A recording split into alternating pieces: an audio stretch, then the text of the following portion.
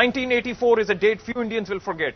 Indira Gandhi was gunned down by the very people responsible for her protection, her own Sikh bodyguards. 2 decades later, when I went to meet the families of Beant and Satwant Singh, I found that while there was a sense of loss, there was also a sense of no regrets for what they had done. October 31st, 1984, Prime Minister Indira Gandhi gunned down by her 2 Sikh bodyguards, Beant Singh and Satwant Singh. An act of revenge for Operation Blue Star, ordered by Mrs. Gandhi to flush out Khalistani militants from the Golden Temple.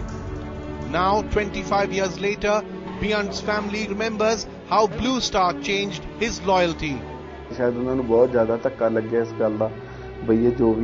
the temple and was shaken. It was an independent step of Satwant Singh, Kehar Singh and our father. They had no support from any group or organization.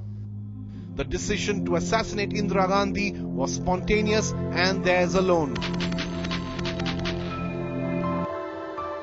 And 25 years later, the families are still proud of them. My son rose to do the job. I'm proud of him. A pride shared by Satwant's fiancée, who even married his photograph. She stayed here with us for 13 years.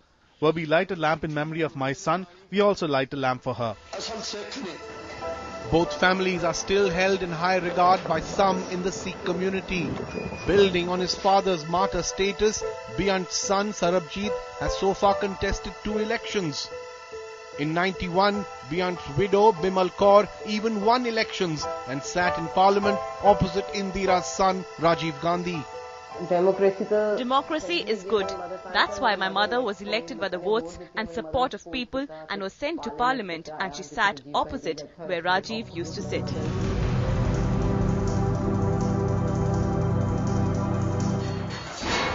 It's hard to believe it's 25 years since the Anti-Sikh riots, but the hurt still lingers.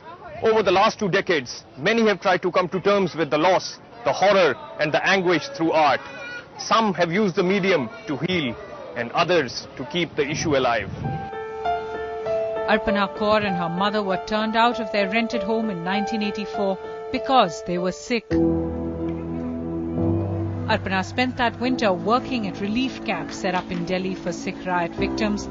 She also put her brush on canvas to paint those images. The subject was so tragic that it kind of pulls you down. But then color helps to lift that pall of gloom on your heart. It somehow lifts you from being pulled down in that horrible tragedy which you're seeking to paint. The 84 riots were a key part of Safina Oberoi's biography of her family. The daughter of an Australian mother and a Sikh father, Safina was just 17 then. We could just see the rioting mobs getting closer. And I knew that if they reached us, they would kill my father. Despite everything, there had been a healing process. So the film was both a healing process in itself and an expression of that healing. This vivid photograph of a Sikh man who survived an angry mob was taken by activist and photographer Ram Rahman. He says his conscience pushed him onto the streets of Delhi soon after the riots started, and he went on clicking all that he saw. You know, in a way, maybe it was for me dealing with this traumatic witnessing what I saw that I made the pictures, but it was also very important. I realized immediately that this should be documented. Artists will continue to do their bit to bring justice to those who deserve it, and art will continue to have the ability to enter into broken inner spaces and begin the process of healing. In New Delhi, this is Tara Bhargav.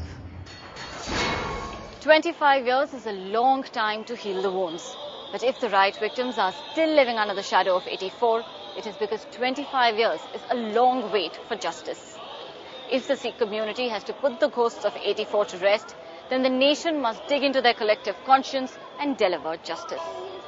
From all of us here, thanks for watching.